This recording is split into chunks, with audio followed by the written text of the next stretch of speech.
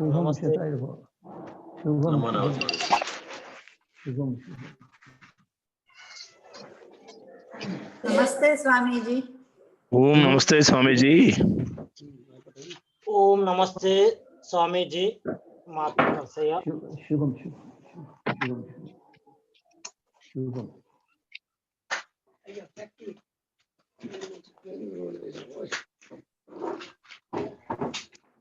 विनोद कुत्र अस्ति? अस्मि तदेव ह्यः न आगतवती भवती? वेदस्रवा वेदस्रवा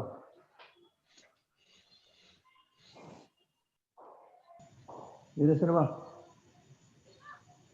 वेदस्रवा स्वामीजी प्रारम्भं करोतु स्वामीजी। ओम प्रणमाम्यहं स्वामी। शुभम शुभम शुभम। नमस्ते गुरुजी। शुभम शुभम शुभम। रुमाल तक कोई नहीं है। रुमाल इतना करते हैं।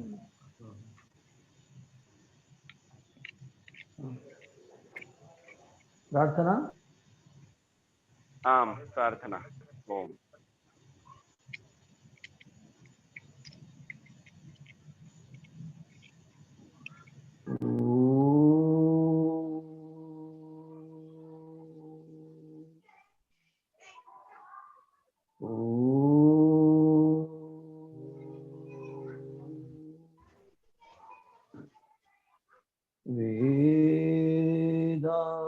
वेदाहमेतं पुरुषं महान्तम् आदित्यवर्णं तमसः परस्तात् तमेव विद्वान् मृत्युमेति नान्यः विद्यते यदाय। ॐ शान्ति शान्ति शान्ति। విద్వాంసులారా, బంధువులారా, ఆత్మశక్తి విద్యార్థులారా, బ్రహ్మచారులు, మనము సంస్కృత భాషకు మూలమైన వేదాలను పరిశీలిస్తున్నాము. వేదాలు యుగ యుగాల నుండి ఇంతవరకు సమస్త మానవులను, వారి జీవితాన్ని, వాటి క్రియాకలాపాలను ప్రభావితం చేస్తున్నాయి. సమస్త ప్రపంచాన్ని లక్షల కోటాను కోట్ల వరకు ప్రభావితం చేసిన ఈ వేదాల యొక్క మహత్వం ఏంటిని ఆలోచిస్తే దాని మహత్వం మనకు తెలుస్తుంది. అనేక అపోహలు ఉన్నాయి. దానికి కొన్ని సంకేతించాను. ఇప్పుడు కూడా సామాన్యంగా వేదాలను శ్రద్ధతో నమ్మే వాళ్ళ మనసులో కూడా కొన్ని అపోహలు ఉన్నాయి. నేను దాని గురించి వివరంగా ప్రతిదినం సంకేతం చేస్తున్నాను. సమస్త వేదాంగాలు 6 వేదాంగాలు చదివిన తర్వాత వేదాలను చదవాలి అని ఒక నమ్మకం. ఇది యథార్థమే. కానీ 6 వేదాంగాలు చదవక మొదలు సంస్కృత వేదాలు చదవకూడదని ఎక్కడ లేదు. మనం వేదాలను ఈశ్వరుని ధ్యానం అనుకుంటుంటాము. ఈశ్వరుని ధ్యానం ప్రతి మానవునికి ఎల్లప్పుడూ అవసరము, ఎల్లప్పుడూ ఉపయోగపడుతుంది. అదేవిధంగా నేను పరిశీలించినంత వరకు చిన్నపిల్లల నుండి ప్రారంభం చేసి విద్వాంసులై వరకు స్వయంగా వేదాలను చదివి పరిశీలించేంత వరకు కేవలము తమ మాతృభాషలో కూడా వేద మంత్రాలను అర్థం చేసుకోగలుగుతారు. సరళమైన భాషలో సంస్కృత భాషను చదవకుండా ఇప్పుడు ఈ 3-4 దినాలు నా మనసులో ఒక భావన ప్రబలమైంది. మీరు చాలామంది సంస్కృత భాషను శ్రద్ధతో తెలుసుకోవడానికి, మాట్లాడడానికి ప్రయత్నం చేస్తున్నారు. దాంతోపాటు నేను కూడా చేయాలని వేదమిత్రి గారి ప్రబల ఉద్బోధన వలన ప్రయత్నం చేస్తున్నాను. ఇప్పుడు నా మనసులో వచ్చిందంటే, తెలుగు మాట్లాడేవారు కానీ, హిందీ మాట్లాడేవారు కానీ, సంస్కృతం తెలియని వారికి ఎవరికైనా సరే వారికి ఎటువంటి సమస్య లేకుండా చిన్న చిన్న వాక్యాలు వేదములు ఉన్నాయి, వాటి అంటే క్రోడీకరించి ఇక ముందు శిబిరంలో నేను నేర్పడానికి ప్రయత్నం చేస్తాను. దాంతో వారికి తెలిసిపోతుంది వేదాలు మాకు తెలుసు అని తెలిసిపోతుంది. అటువంటి చిన్న చిన్న వాక్యాలు ఇప్పుడు నిన్ననే నా మనసులో వచ్చింది. ఆ విధంగా అదే పరంపరలో నేను ఇప్పుడు కొద్దిగా చాలా కఠిన అంటే సూక్ష్మంగా తెలుసుకోవాల్సిన అవసరం లేని సరళమైన శబ్దాలు గల మంత్రాలు నేను మీ ముందు ప్రస్తుతం చేస్తున్నాను. అది ప్రముఖంగా వేదాల యొక్క సూక్ష్మ సిద్ధాంతాలను ప్రకటితం చేసే మంత్రాలు. అందులో ఒక మంత్రము యజుర్వేదంలో 32 అధ్యాయంలో మొదటిది. ఇది చాలాసార్లు నేను మీ ముందు ఉచ్చరించినాను. ఇప్పుడు రాతపూర్వకంగా మీ ముందు ఉంటుంది. నిన్న నేను చేతులతో రాసినాను, ఇక ముందు సంకలనం చేయించి మీ ముందు ఉంచుతాను, మీకు సరళమైపోతుంది. అయితే ఈ మంత్రము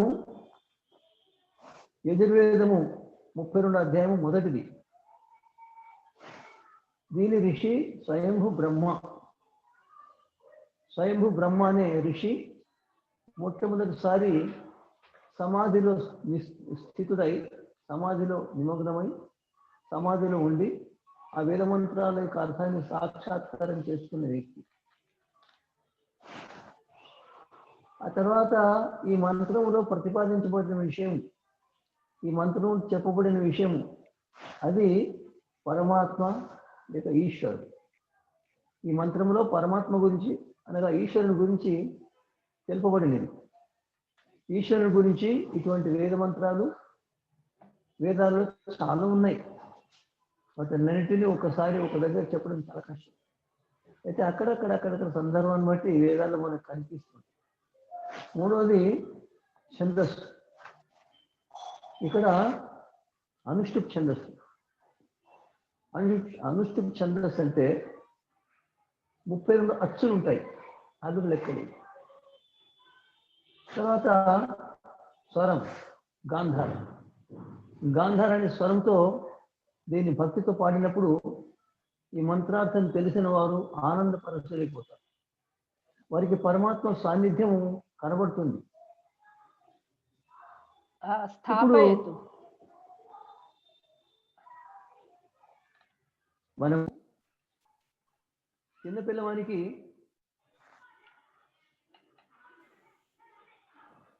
చిన్నపిల్లవానికి మనము ప్రేరణ ఇస్తాము. ఈ భోజనం చేసుకో, దీంట్లో చాలా తీపి పదార్థం అన్నది మధురంగా ఉన్నది. అదేవిధంగా మనకు భగవంతుడు సంగీతాన్ని ఇచ్చి, సంగీతం ద్వారా మీరు సంగీత మాధుర్యాన్ని అనుభవించండి. తర్వాత వేదమంత్రం యొక్క అర్థాన్ని కూడా గమనించండి. మనకు 2 విధాల ప్రేరేపించినాడు. అయితే గాంధారణ స్వరంలో సంగీతం తెలిసిన వారు స్వరాన్ని బాగా చెప్పగలుగుతారు, తెలుసుకోగలుగుతారు. అయితే ఈ గాంధార స్వరం దీన్ని పాడినప్పుడు మనుషుడు ప్రాపంచిక పదార్థం నుండి దూరం అయిపోయి మంత్రార్థాన్ని దృష్టిలో ఉంచుకున్నప్పుడు అతనికి భగవంతుని యొక్క స్వరూపం గురించి తెలిసినప్పుడు అతనికి ఆనందం.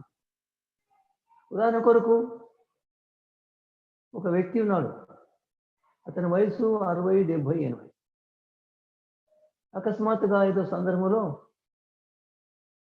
వారు అన్నది, ఇగో మీ అమ్మ ఈ విధంగా ఉండేది చెప్పేసరికి అతనికి అమ్మ గుణాలు దృష్టికి వచ్చి నేత్రాలు తడిసిపోతాయి, అశ్రుపాతం అవుతుంది.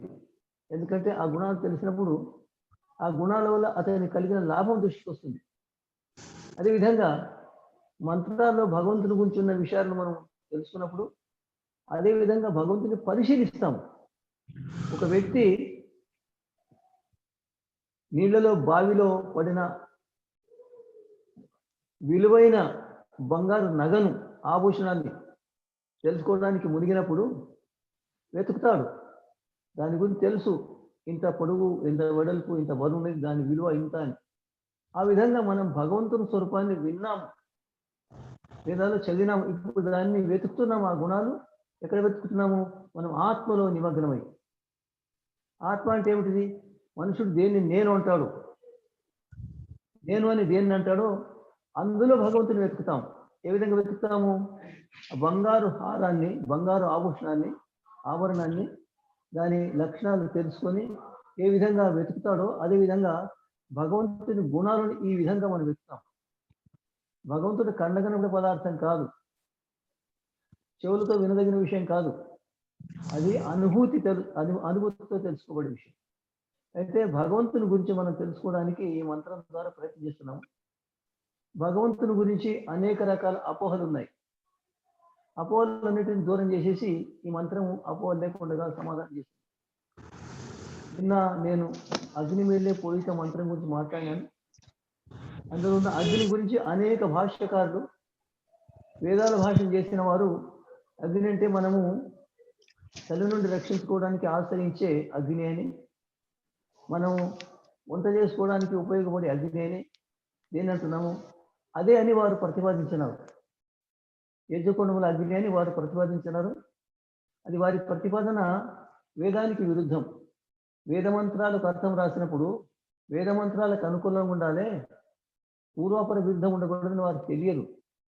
ఒకవేళ దాని కనుక మనం అగ్ని అని వంట చేసుకోవడానికి ఉపయోగపడదు అగ్ని అనుకుంటే పరస్పరం వేదమంత్రాల్లోనే విరుద్ధమైపోతుంది, పూర్వాపర విరుద్ధం అయిపోతుంది. ఒక చోట అగ్ని అంటే భగవంతుడు, ఒక చోట ఈ అగ్ని ఎట్లా ఉంటుందని సందేహం కలుగుతుంది.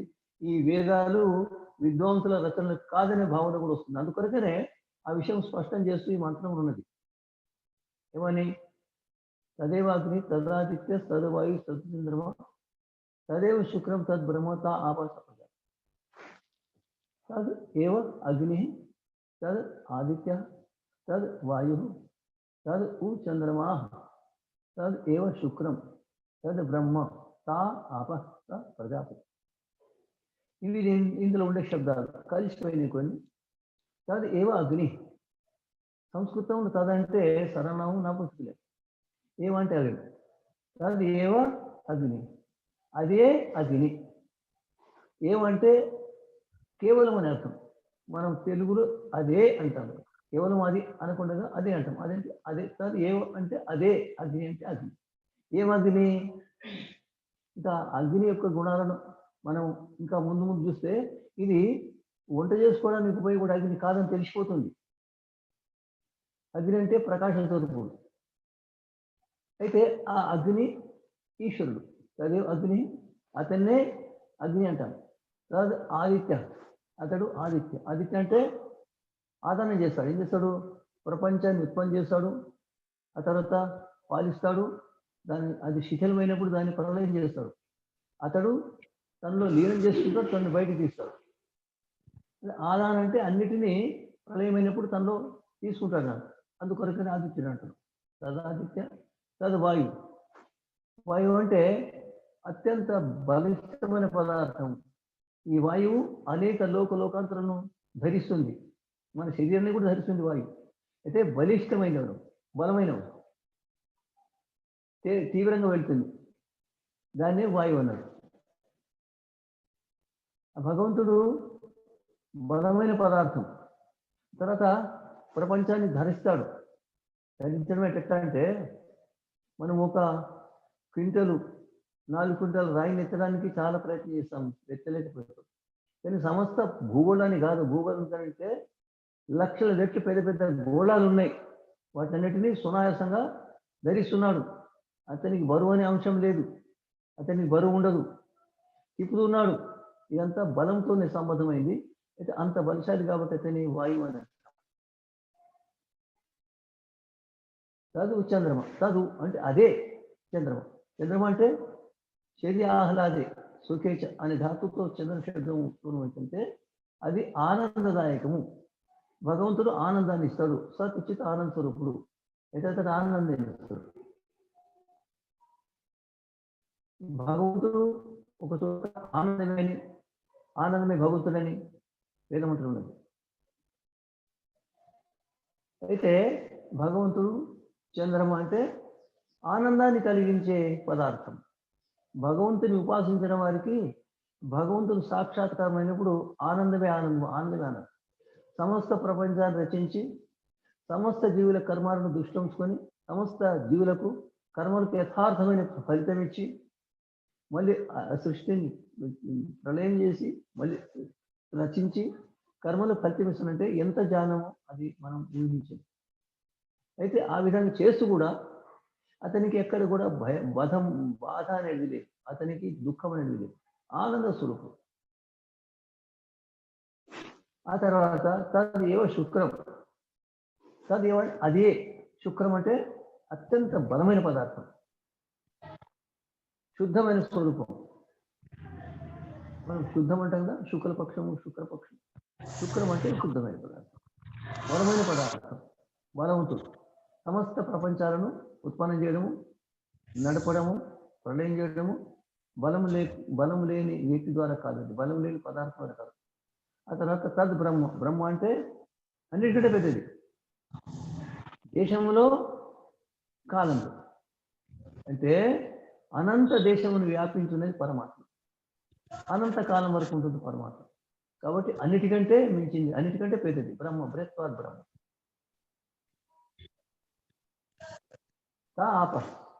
ఆపది వ్యాప్తం అంటే సమస్త ప్రపంచంలో వ్యాపించున్నది, అంతటా వ్యాపించింది. అందుకొరకే భగవంతుని విష్ణు అని కూడా అంటారు. ఆపది వ్యాప్తం అంటే అంతటా వ్యాపించింది. భగవంతుడు లేని చోటు లేదు, వాయువు లేని చోటు ఉన్నది, ప్రపంచం లేని చోటు ఉన్నది, కానీ భగవంతుడు లేని చోటు అనేది లేదు. కాబట్టి భగవంతుడు ఆప అంటే అంతటా వ్యాపించిన వాడు అనేది.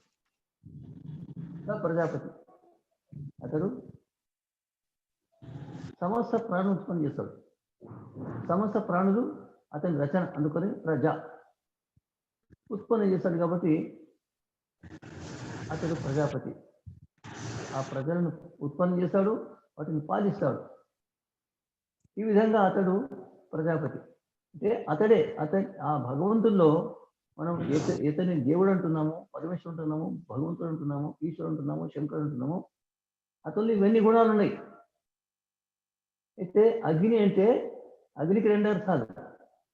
ఒకటి భగవంతుడు, ప్రకాశ స్వరూపుడు, జ్ఞాన స్వరూపుడు, నిరంతరం ఉన్నతిని సాధింపజేసేవాడు. అయితే అతని అగ్ని అంటారు. అగ్ని అంటే ఆ గౌణ అర్థంలో, అప్రధాన అర్థంలో ఏమిటిది? వంట చేసుకునే అగ్ని. శరీరం నుండి అగ్ని కూడా అగ్ని అంటారు. ఇది గౌణం, అప్రధానం. ఒక విధంగా చూస్తే మనము ప్రపంచంలో మనకు తల్లి ఎంత ఉపకారం చేస్తుందో, తల్లి మనల్ని ఎంత ప్రేమిస్తుందో, మనల్ని ఎంత మనకి ఎంత హితచింతన చేస్తుందో, హితం చేయాలనుకుంటూ అంత ఎవరు చేయలేదు. ఎవరైనా తల్లి అంటే తల్లి సమానంగా అంటారు, కానీ తల్లి వాళ్ళే కాదు. తల్లి సమానం తల్లి కాదంట. అయితే ఆ విధంగా ఈ ప్రపంచం నుండి అగ్ని భగవంతుని వలె ఉన్నది, కానీ భగవంతుడు కాదు. అదేవిధంగా ప్రతి శబ్దానికి అనేక అర్థాలు ఉంటాయి. అనేక అర్థాలు సందర్భాన్ని ఒకటి అర్థం తెలుసుకోవాలి. అయితే మిత్ర అనే శబ్దం మనం చూస్తుంటాం.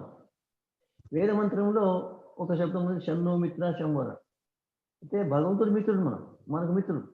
అంటే మనకు ప్రపంచం మిత్రులు ఉంటారు, కానీ ఈ మిత్రులు 100 ఏళ్ళు. ఈ మిత్రులు మారిపోతుంటారు. ఇవాళ మిత్రుడు రేపు శత్రువు అయిపోతారు, కానీ భగవంతుడు ఎప్పటికి మిత్రుడే. స్నేహాన్ని అంటే ఎప్పటికి స్నేహం చేస్తాడు, ఎప్పటికి మన ఉన్నతి కొరకు రాత్రి మూలు ప్రయత్నిస్తాడు. ఏ మిత్రుడు కూడా మనకు రాత్రి మూలు మేల్కొని హితం చేయలేడు. భగవంతుడు నిద్రించే పదార్థం కాదు.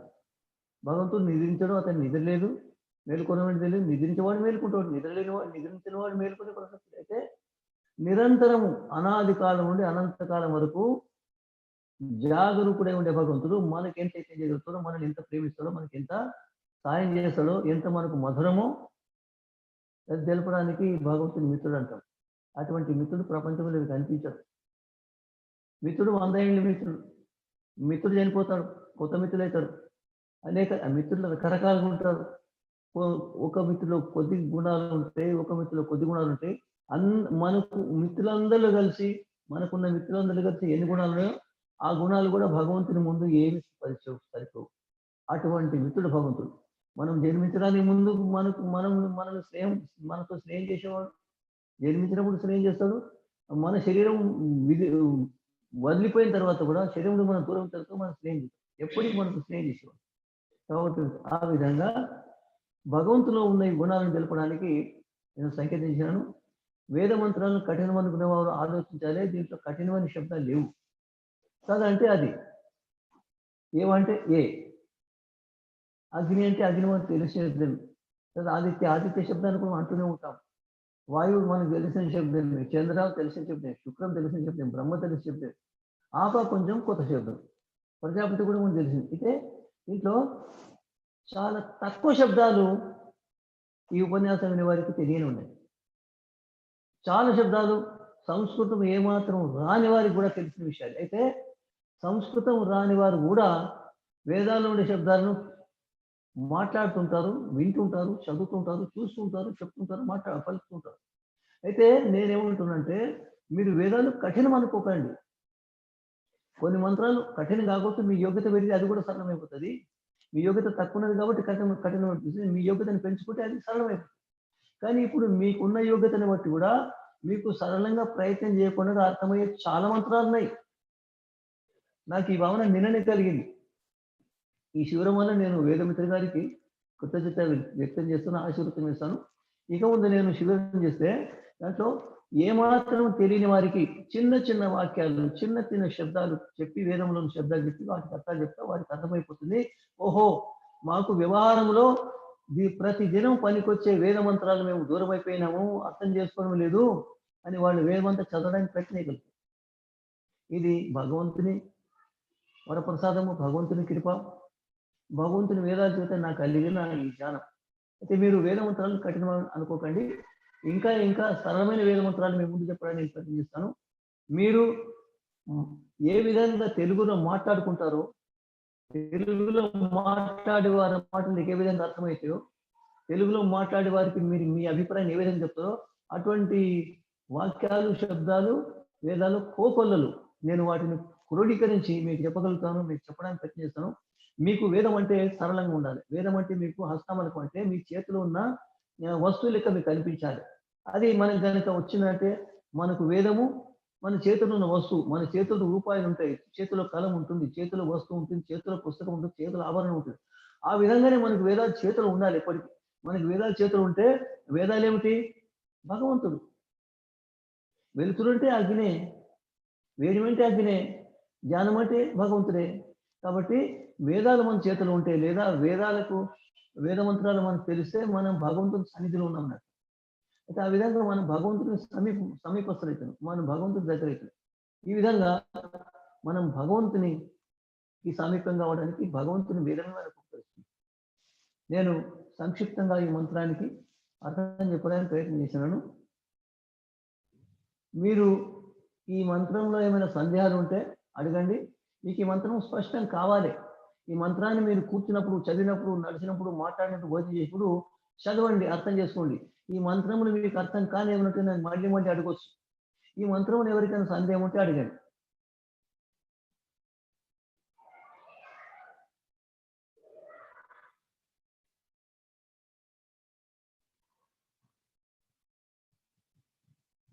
ఎవరికైనా సందేహం ఉన్నదా? స్వరయుక్తంగా ఎలా అనాలి ఒక్కసారి చెప్తారా? నేను దాన్ని ఆ విధంగా చెప్తాను. స్వరయుక్తంగా ఆ స్వర సహితంగా నేను వేదాన్ని అభ్యసించలేదు. అయినా నేను నాకు తెలిసిన విధంగా మాట్లాడుతాను, చెప్తాను. తదేవ అగ్ని తదాదిత్య తద్వాయు తదుచంద్రమా తదేవ శుక్రం తద్ బ్రహ్మ తా ఆప ప్రజాపతి. నేను సామాన్యంగా చదివే పద్ధతి. ఇక చాలా మంది ఉదాత్తానుదాత సరిత సహితంగా అభ్యాసం చేసుకున్న వారు ఉంటారు.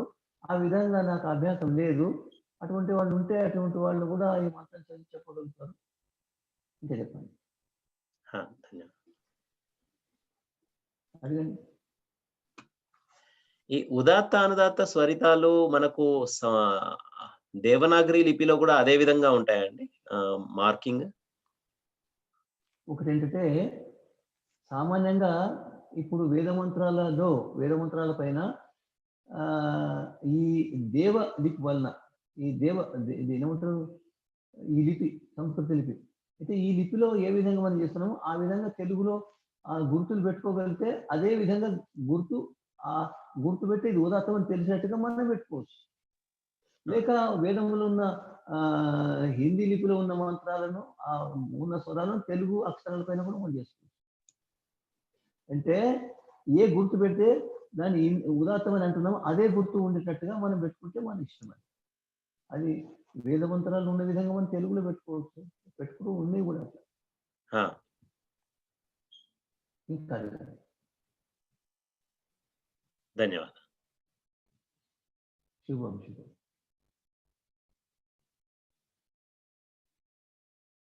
ఇంకెవరైనా?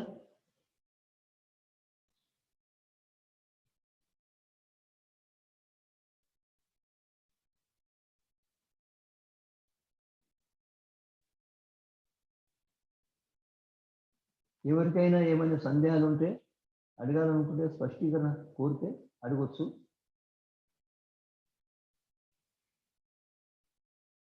మీకు ఈ వేదమంత్రం అర్థమవుతుందంటే మీకు సందేహాలు వస్తాయి.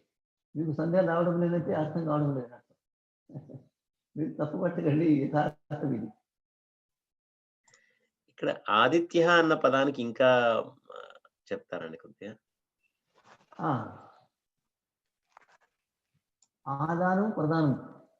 దాననే శబ్దము, దాననే శబ్దంలో ఉపసర్గ ఆ అని వచ్చింది. ఆదానం ప్రధానం, ఆ ఉపసర్గం ప్రధానం. అయితే దానం అనే శబ్దంలో ఆ రావడం వల్ల అర్థాలు మారింది. ఆదానం అంటే తీసుకోవడం, ప్రధానం అంటే ఇవ్వడం. అంటే భగవంతుడు ప్రపంచాన్ని ఉత్పన్నం చేసినప్పుడు ప్రదానం చేస్తాడు, తర్వాత ప్రళయం చేసినప్పుడు తనలో తీసుకుంటాడు ఆదిత్యుడు. అయితే అందుకొరకని ఆదిత్యుడు ప్రపంచాన్ని ప్రళయం చేస్తాడు కాబట్టి అతని పేరు ఆదిత్యుడు. రెండోది సూర్యుని కూడా ఆదిత్యుడు అంటాము, ఎందుకంటే ఎండాకాలంలో అంటే ఉత్తరాయణంలో సూర్యుడు ఈ ప్రపంచంలో వనస్పతులు చెట్లు ఉంటాయి కదా, వాటి యొక్క రసాన్ని గ్రహిస్తాడు.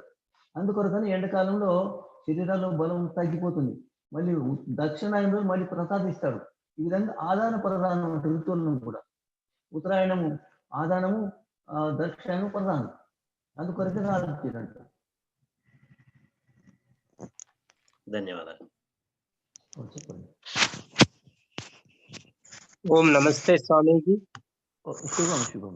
చెప్పండి స్వామీజీ. ఇక్కడ మనం సందర్శి విడదీసినప్పుడు 32 అక్షరాలు చూపించారు. ఏకాక్షరం అక్షరం కాదు, 32 అక్షరాలు, 32 స్వరాలు, అచ్చులు. 32 స్వరాలు. ఏకాక్షరం సంయుక్తాక్షరం కూడా ఒకటే అవుతుంది స్వామీజీ? లేదు, అచ్చులే ఒక అక్షరం. ఒక అచ్చు ఒక అక్షరం. ఒక అచ్చు ఒక అక్షరం. దాంట్లో 2 హల్లులు ఉన్నా సరే, ఒక హల్లులు ఉన్నా సరే, 3 హల్లులు ఉన్నా సరే, వాటిని లెక్క చేయలేదు. కేవలము ఒక్కొక్క అచ్చు ఒక్కొక్క స్వరం అన్నట్టు, ఒక్కొక్క అక్షరం అన్నట్టు. ఇక్కడ ఆదిత్య అన్నప్పుడు తా యా అనేది సంయుక్త అక్షరం కదా గురించి, అది ఒకటే అవుతుంది, ఒక స్వరమే. అవును, ఒకటే. దాంట్లో స్వరం అంటే యాలో యాలో అవునంటే అదే, దాన్నే లెక్కిస్తున్నారు. యాలో లెక్కిస్తారు, తాయా రాదు.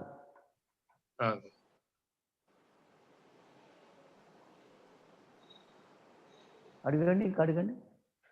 ధన్యవాదాలు గురించి. అనేక రకాలు అడగండి అమ్మా. స్వామీజీ నమస్తే, అహం చంద్రకళ. నమస్తే భగవత్యా స్వరం జానామ్యహం. ధన్యవాదాలు స్వామీజీ.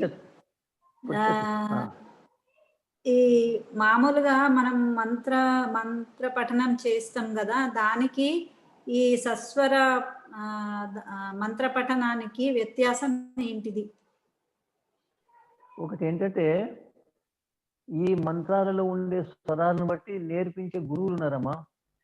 వాటి నుండి ఆ మంత్రాల ఉచ్చారణ నేర్చుకుంటేనే సరిగా చెప్పగలుగుతాము, లేదో మనకి ఏదో సామాన్యంగా తెలిసినంత వరకు ఉచ్చారణ చేస్తున్నాం.